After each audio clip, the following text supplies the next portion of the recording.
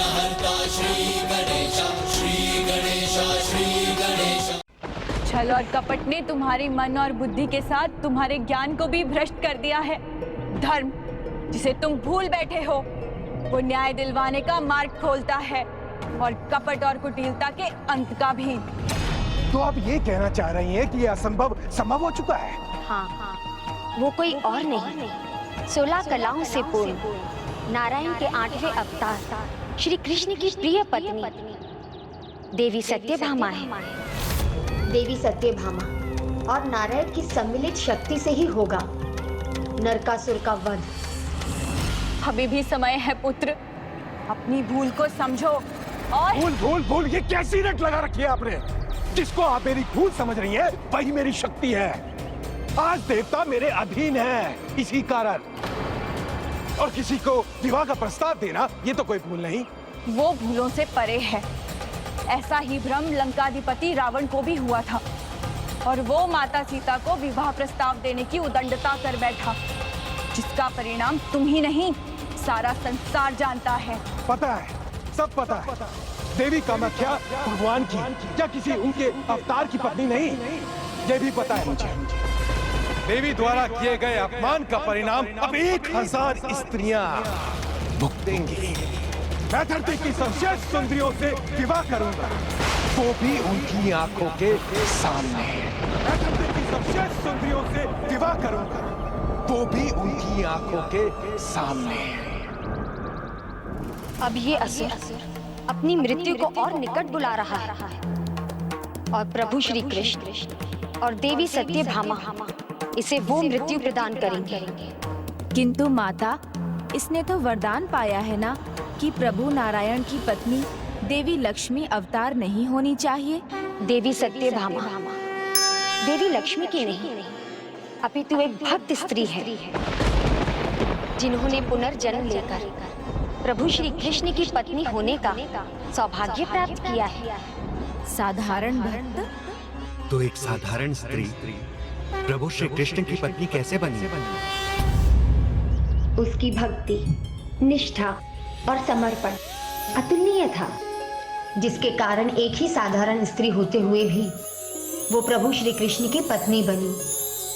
और उसकी इसी भक्ति की शक्ति के कारण नरकासुर का विनाश संभव होगा।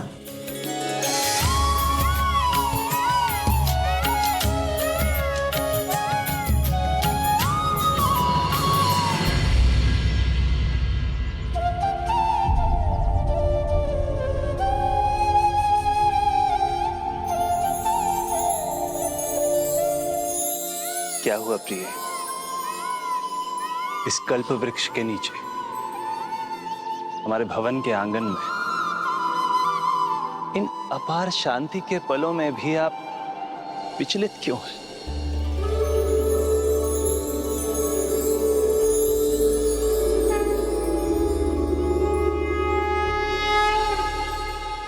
प्रभु, आपके साथ बीतने वाले इन पलों का आनंद अद्भुत है। ये मेरा परम सौभाग्य है कि मैं श्री कृष्ण की पत्नी सत्यभामा हूँ। किंतु मन शंकाओं से घिरता है कि मैं सम्मान के योग्य भी हूँ या नहीं। मैंने ऐसा किया ही क्या है? स्वामी, इस जन्म में तो मैंने ऐसा कोई भी सत्कर्म नहीं किया। मैं तो बस एक साधारण स्त्री हूँ और आप प्रभु विष्णु अवतार, फिर आपने मुझे पत्नी के रूप में कैसे स्वीकार किया? ये मेरी समझ से बाहर है प्रभु। इस जन्म का भाग्य इसी जन्मों के कर्मों पर आधारित नहीं है। मनुष्य के पूर्व जन्म के फल भी उसे उसके भावी जीवन में प्राप्त होते हैं। पूर्व जन्म प्रभु? पिछले जन्म में जो आपने किया था वो सर्वथा असाधारण था। अच्छा प्रभु, ऐसा क्या किया था मैंने? सतयुग के अंत में मायापुरी अर्थात हरिद्वार में अत्रिकूल में एक विद्वान धार्मिक और सूर्य व्रत का पालन करने वाला एक ब्राह्मण सुधर्म का वास था। सूर्य की भांति तेजस्वी, जगत में देव शर्मा के नाम से विख्यात सुधर्म के यहाँ आपका जन्म हुआ था और आपका नाम था गुणवती। तब आपके पिता ने आपका विवाह अपने ही एक शिष्य के साथ नियत किया था। उसका नाम था चंद्र।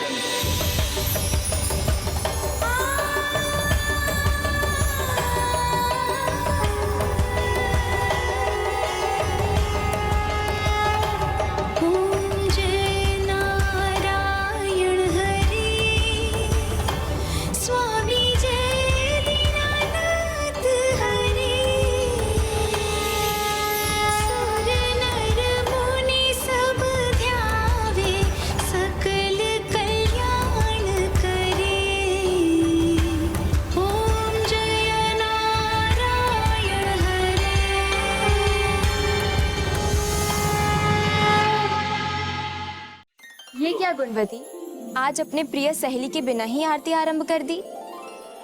तुम्हें तो पता है ना देवकी, मैं अपने प्रभु श्री नारायण की पूजा में कभी विलंब नहीं करती।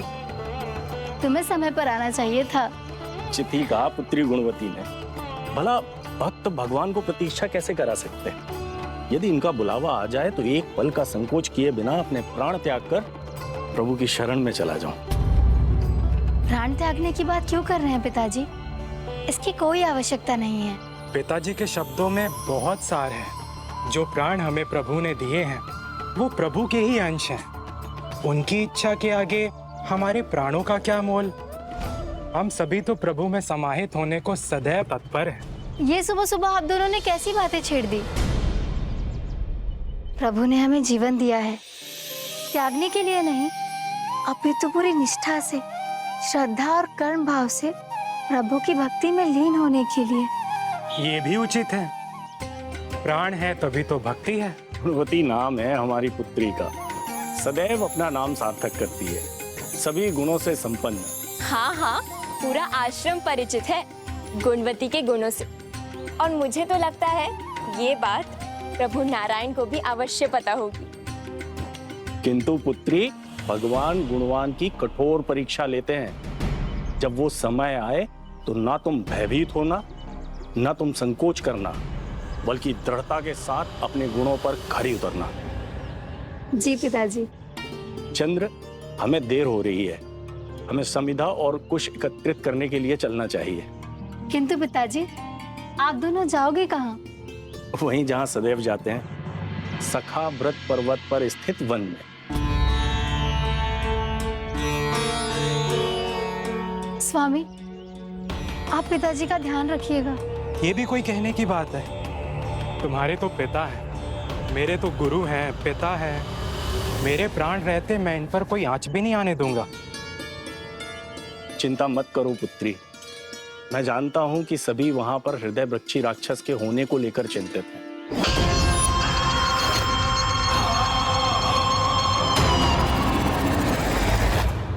परंतु हम तो प्रभु भक्त हैं, वो जो भी करेंगे उचित ही होगा। चलिए पिताजी।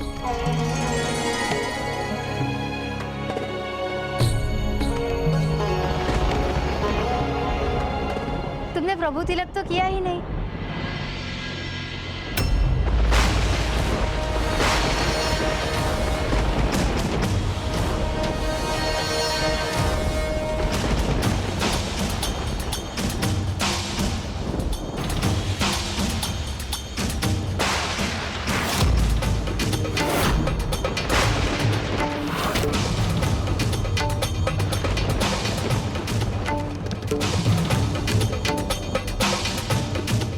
क्या हुआ सखी, अचानक तुम्हारे मुख पर चिंता का भाव क्यों?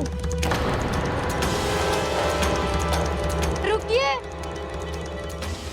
रुक जाइए पिताजी, स्वामी। पिताजी और स्वामी चले गए।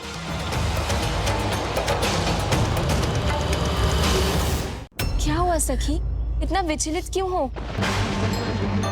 बुझ गया, पूजा का दीपक बुझ गया।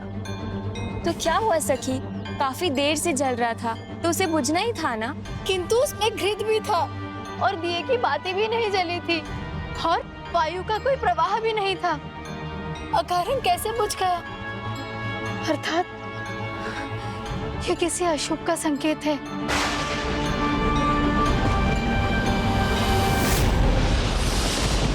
देखो कैसे काले मेघ छा रहे हैं। बीच दिन में ऐसा अंधकार क्या उचित है?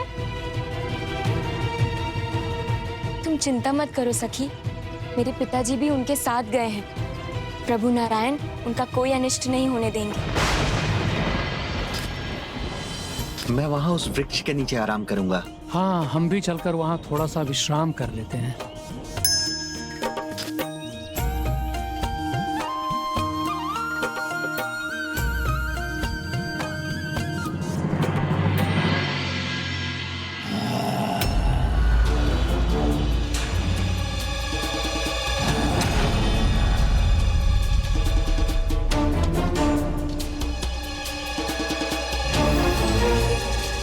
ये वृक्ष लगता है ये उस हृदय पक्षी का जाल है।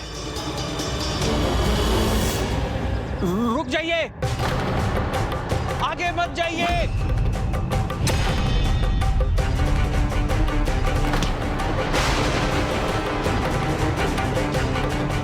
आप सभी यहां से लौट जाइए। क्या हुआ पिताजी? यहाँ हृदय पक्षी है, आप लोग भागकर अपने प्राण बचाइए।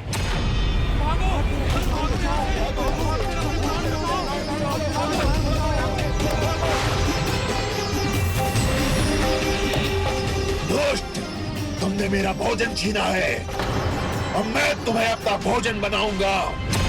उससे पहले मुझसे तो पार पालो दुष्ट। अरे ये दोनों वहां क्यों रुक गए? हृदय भक्षी के क्रोध से अब इन्हें कौन बचाएगा?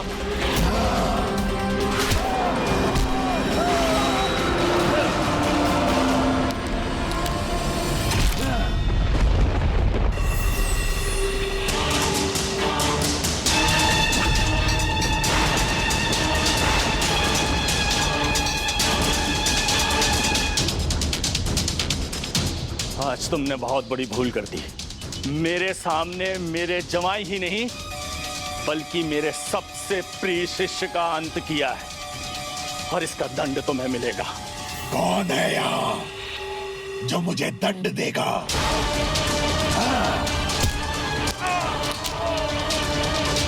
प्रभु तो सर्वत्र है दुष्ट। मेरा हृदय तुम्हारे लिए अंतिम भोजन बनेगा जो तुम्हारे लिए विष का काम करेगा।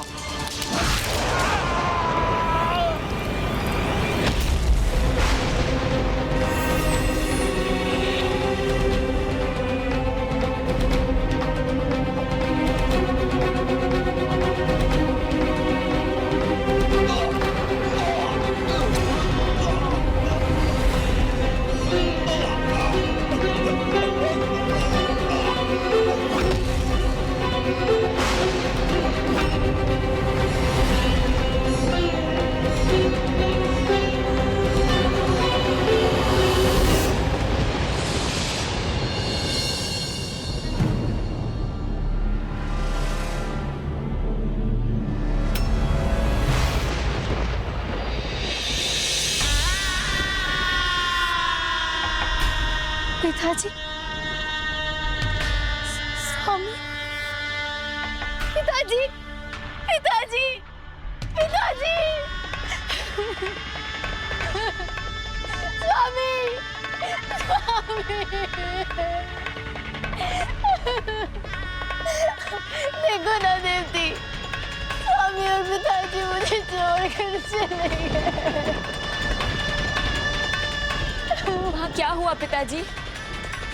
चंद्र ने अपने ससुर और गुरु के लिए अपने प्राण न्यौछावर कर दिए। तुम्हारे तो पिता है, मेरे तो गुरु हैं, पिता है। मेरे प्राण रहते मैं इन पर कोई आंच भी नहीं आने दूंगा। गुरु के लिए जीवन देने में एक पल भी संकोच नहीं किया उसने। जो प्राण हमें प्रभु ने दिए हैं वो प्रभु के ही अंश हैं। उनकी इच्छा के आगे हमारे प्राणों का क्या मोल। हम सभी तो प्रभु में समाहित होने को सदैव तत्पर हैं। सुधर्म जी ने तो उस हृदय भक्षी से हम सबकी रक्षा की, उसके सामने ढाल बनकर खड़े हो गए हमारे लिए। अपने प्राणों की भी चिंता नहीं की उन्होंने। अगर वो है भी तो जो भी होगा उसकी इच्छा से नहीं होगा, प्रभु नारायण की इच्छा से होगा। हम तो प्रभु के अंश हैं, समय आने पर इन्हीं में समाहित हो जाएंगे।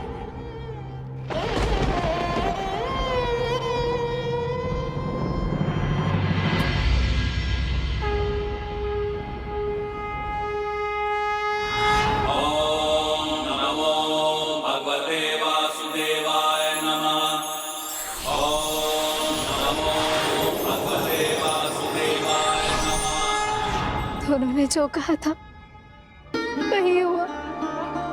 दोनों अपने प्रभु में समा गए। किंतु स्वामी, पिताजी अपनी गुणवती को अकेला छोड़कर क्यों चले गए? सुधर्म और चंद्र दोनों ने ही जीवन भर सूर्य पूजन किया।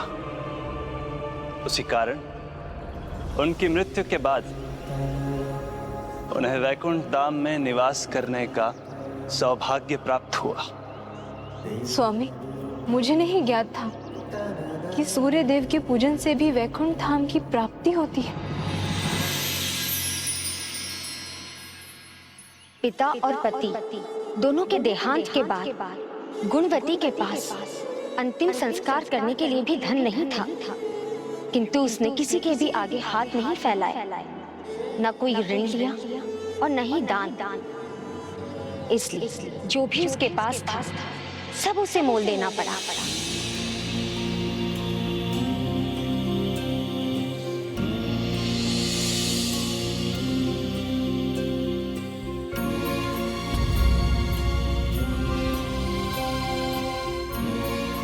ये क्या कर रही हो सखी? अपने सभी वस्त्र किसी और को दे दोगी तो खुद क्या पहनोगी? मेरे लिए तो ये एक ही जोड़ा पर्याप्त है।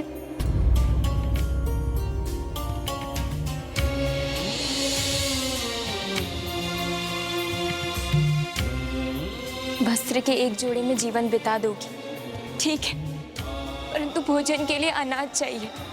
खाओगी नहीं तो जियोगी कैसे? जीवन तो श्वास के बल पर है, और ये श्वास मुझे मेरे प्रभु ने दी है। जब तक उनकी इच्छा होगी चलेगी।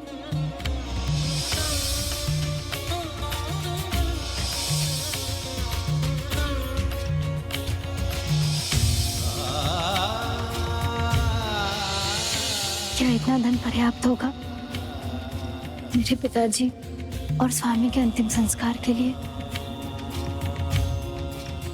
थोड़ा धन तो और चाहिए।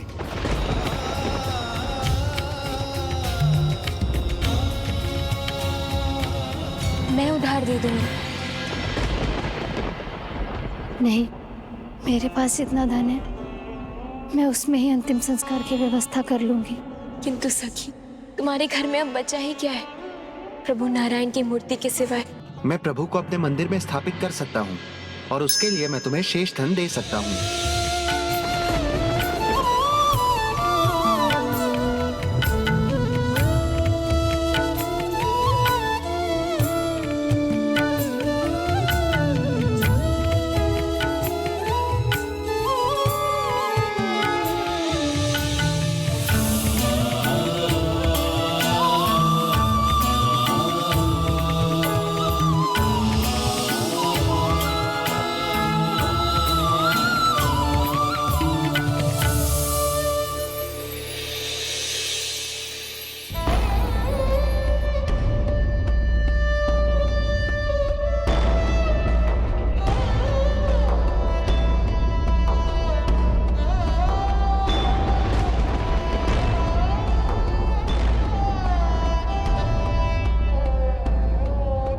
इतने दिनों से जिनकी तुमने पल पल सेवा की, पूरे मन से जिनकी आराधना की, उन प्रभु को तुमने कैसे बेच दिया सखी? प्रभु मेरी संपत्ति थोड़ी है, उन्हें कोई कैसे बेच सकता है? मैंने तो बस मूर्त बेची है। प्रभु तो यही है, मेरे हृदय में। उन्हें यही पूछ लूंगी। तुम्हारे समान मैंने कोई नहीं देखा सखी। वो सचमुच महान हो। तो क्या मैं उस जन्म में अपने पिता और पति का अंतिम क्रियाक्रम कर सकी? हाँ। और उसके बाद आपने अपनी सभी समस्याओं और कठिनाइयों को भूलकर पूर्ण रूप से अपने आप को नारायण भक्ति में समर्पित कर दिया। ओम नारायण विद्महे वासुदेवाय धीमहि।